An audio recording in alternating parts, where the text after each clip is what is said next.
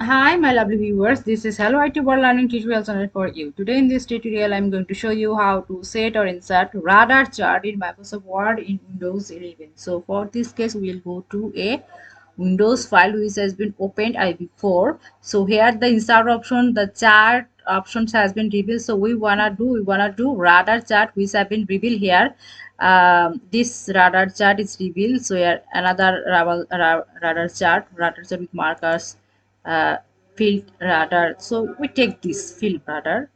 So okay, see, the chart has been revealed and the information what have that this is the by default chart which has been revealed here.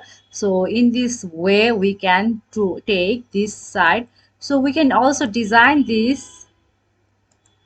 See in this, so we can design this chart if we want to change this value 5, or we can do where suppose this is a chart and we want to do this chart.